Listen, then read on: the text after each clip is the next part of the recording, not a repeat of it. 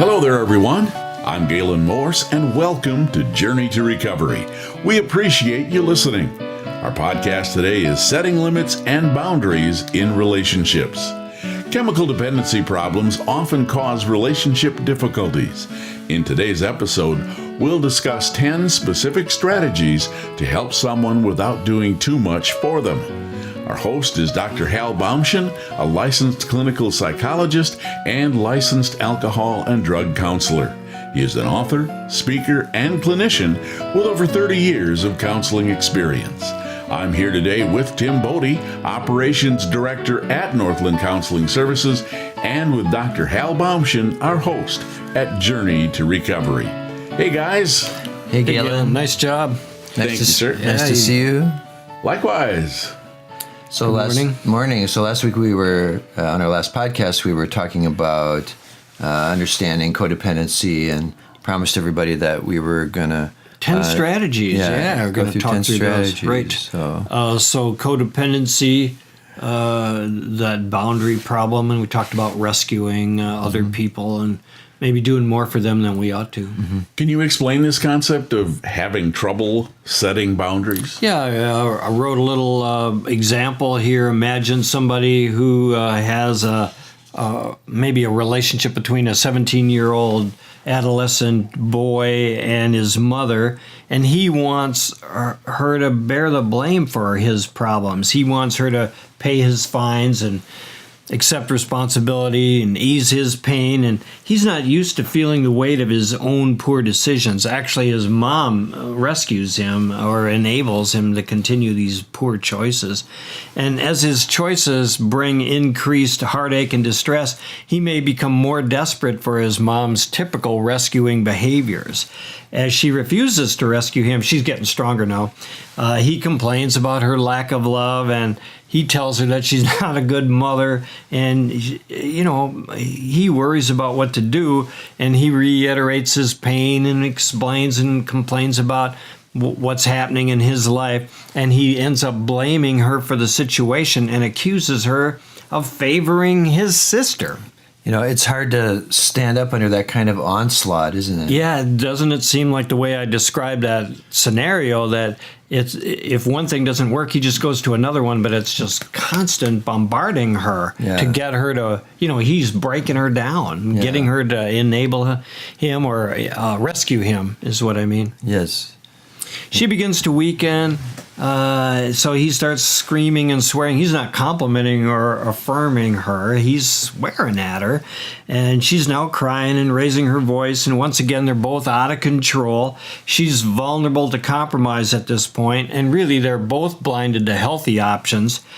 She sees that rescuing him with a loan or coming to his defense or maybe taking the blame herself is a sure and speedy way to get a little peace in the home.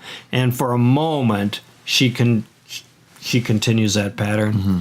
So we need to discuss how to set appropriate limits and probably more importantly, how to stick to them. Yeah, because she's trying here a little bit, but he can wear her down. So how would she set a boundary and stick to a limit? So we put together those 10 key strategies we talked about that will help you establish boundaries and keep yourself from being talked into compromises. Do you ever get talked into compromises? Yes. Me too. I'm just, bringing it up. Does anybody not get talked into compromise? And I'm a peacemaker, so probably more often than I should. Right. Compromise is a way to keep the peace. So we're going to talk about how to set a firm boundary, without going to war here. We're not trying to do that. We're trying to produce peace in the house. However, we also want people to accept responsibility for their own behaviors. Well, the first one that I'd like to mention today is to set limits for yourself, not focus on trying to limit the other person. Right. I don't want to calm myself down. I want you to be different. I don't want to enable you anymore, but I want you to be responsible. But how do you set limits for yourself? And that simple skill that you brought up is really important, and it would give you the ability to live within your own limits and expect others to do the same. But if they don't I'm still not going to rescue them. And I need to practice this regularly. It is tough to control other people, isn't it? Well, I know I've tried for many years. It doesn't work for me. And I would think most people would agree with that. You can control your mood, your attitude, your disposition, your speech, what you think, what you say. But it's really tough to control what other people think, what they say. It's difficult to control situations and circumstances. Really, we're out of control of those things, but we spend our whole life trying to control what we can't, spend very little time trying to control what's ours, like mood, attitude, and disposition. Strategy number 2 is to think long term. Codependent rescuing is often short term. Get the peace right now, get that person to be quiet down right now, give in right now, end the argument right now.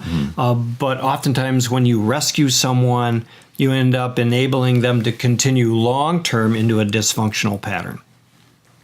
So it must be difficult to allow your child or spouse to hurt rather than trying to fix the problem. Yeah, I'd rather fix the problem and keep them from hurting.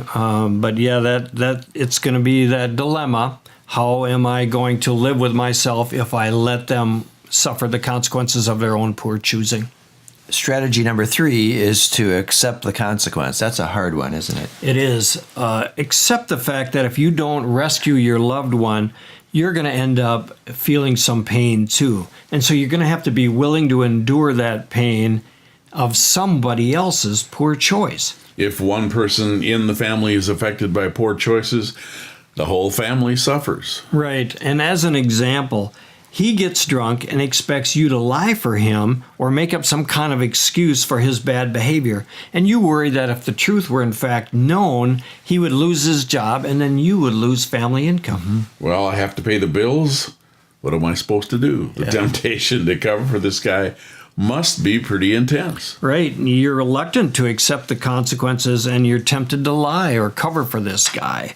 It's the drinking behavior that created the problem, but you tell yourself, no, it's exposing the lie that's going to cause the problem. It's telling the truth that's going to cause the problem, but that's not accurate. Yeah.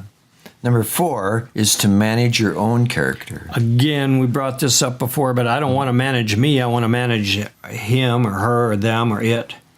Make your goal your own attitude, your own character, your own disposition, and resist the urge to fix or control everyone else or someone else. But I want to fix the problem and control the person with the addiction. Yeah. How can I get him or her to stop using or drinking? Limit yourself, however. Examine your own motive, maintain your own mood. Many people who struggle with maintaining good boundaries are more interested in controlling other people and other situations than they are in controlling themselves. Refuse to let somebody else's behavior control or determine your mood. Strategy number 5 is choose to love. This is important to me because sometimes when you are letting somebody suffer, it feels like you don't love them.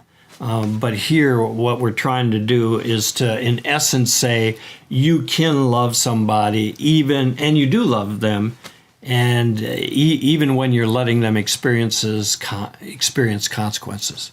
So loving someone does not mean enabling their behavior. And letting them suffer the consequences of their own behavior is an important part of this whole process, but that doesn't mean, again, that you don't love or care about them. And in fact, I think it's an illustration or evidence that you do love them. So loving someone may mean allowing them to make mistakes. Yeah. Letting them hurt because they're going to hurt a little bit now, but in the long run, they're going to be helped by your actions. Even when they are screaming at you that you don't love them. Yeah.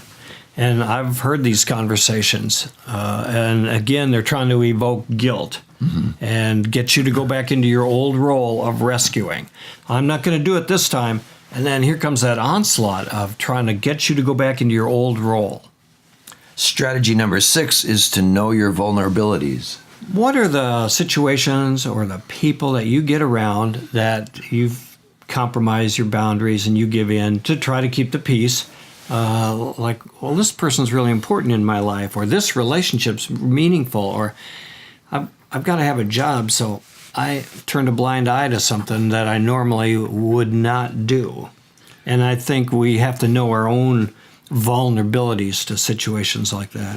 Who gets you to compromise your boundaries, or under what situations do I always seem to give in? Yeah, examine the power that these people hold over you. What are your fears? And then try to set some firm boundaries or limits for yourself. Then stick to the plan, even if it produces emotional pain for you. Give us an example of that. Well, maybe the mom who doesn't want her adolescent son to drive without insurance, but she does want him to go to work. So again, she wants him to have a car, wants him to go to work, and so he doesn't have any money for car insurance. She comes to him, hey, Mom, can I have some money for car insurance? And she gives in and pays for it. Yeah, exactly. Hey, by the way, where's his money? I thought you said he was working. Yeah, well, he's drugging up his money. Mm-hmm. He's spending it carelessly. He can go to the casino at age 18 and did. Mm-hmm. Strategy number 7 is to be willing to accept long-term consequences. Poor choices and flawed decisions have lasting consequences, and you really got to come to terms with that. The tainted food that you ate yesterday may make you sick today. And tomorrow. That's absolutely right. Have you ever had food poisoning? Not a friendly thing. Yeah. I have not, actually. Oh, really? Oh, man, you're missing out on an experience of life. We can maybe fix that for you. Yeah. No, I think it slaps you around pretty hard. But to Gaylen's point, it's the food that I ate yesterday, and it has these consequences. And when you're in the middle of it, they seem like long-term consequences, but they're certainly severe. And I think that's the way it is with our behavior, that, the thing that I did today, the lie that I told today, the person I cheated today, the manipulation I did today has consequences for tomorrow and days afterwards. And understanding that, I think, helps you endure that inevitable outcome that we've talked about from consequences. Absolutely. Yeah. So people compromise their boundaries, hoping to protect the relationship. Right. I think they end up doing more damage to the relationship than any value their protection had. Going back to what we talked about earlier, think long term. Right. Exactly. Yeah. Right. Yep. Number 8 is to increase your own independence. Problems with boundaries and codependent behavior is you're too dependent on someone. So if you can become more independent, take care of yourself. Again, we talked about putting that mask on yourself before helping the elderly or small children. And again, if you can become independent and take care of yourself, that's going to help you make good decisions in the relationship. Right. Number 9 is to face the truth. Codependent behavior is produced by a desire to deny, rationalize, and minimize the truth. Because the truth is going to sting. The truth is going to cause problems in the relationship. That's what the codependent person says. So they are eager almost to protect the relationship and end up compromising. I think Mark Twain said, if I remember this right, that the lie is halfway around the world before the truth even gets its boots on. I think that a lie spreads pretty quickly. It does a lot of damage quickly, but we want to stick to the truth and face the truth. Minimize the consequences for someone else. And if you do that, if you try to minimize the consequences for someone else, I think you end up creating problems down the road. Mm-hmm. Stick to the truth, even if it brings up those consequences and causes problems for that person. Let them experience the consequences of their own poor choices. Yeah, and that takes some courage, doesn't it? It does, yeah. Right, and I'm going to watch them in pain. And back to that, you don't love me anymore if you won't rescue me, if you won't help me. Yeah. After all the things I did for you, and you won't help me one more time. Mm-hmm. And finally, number 10 is to, if necessary, limit contact. Now, if you're having trouble setting and maintaining good boundaries, consider having less contact with them. Do you need to protect yourself from them? Is this hard for people? I mean, limit contact with loved ones? I think it is hard. I think it's hard to do. It's hard to get your mind around, like, maybe I need to protect myself more than I need to rescue them. The only way to do that, you know what I'd like to do? I'd like to take that stapler that you have in your desk and staple their lip to their tongue, That's what I'd like to do. But I probably won't do that. Well, maybe I should stop my ears. Well, that's kind of theoretically impossible. I can't stop my ears and I won't staple their tongue to their top lip. What should I do? Maybe you need to remove your ears. So maybe I need to limit contact or not hang out with that person. And sometimes that's appropriate. Not always. I'm not saying burn every relationship here, but sometimes you might have to limit contact. Well, that's all we have for today. We want to thank everyone for listening, and we invite you to join us again. Thank you. Thanks for listening to today's podcast called Setting Limits and Boundaries. You can download other materials that help you develop skills to identify emotional problems, reduce symptoms, and prevent relapse at journeytorecovery.com. We've been visiting with Dr. Hal Baumchen, a licensed clinical psychologist and licensed alcohol and drug counselor. I'm Gaylen Morse. Thanks for listening to today's program. See you next time on Journey to Recovery. Remember, recovery is a journey. Enjoy the ride.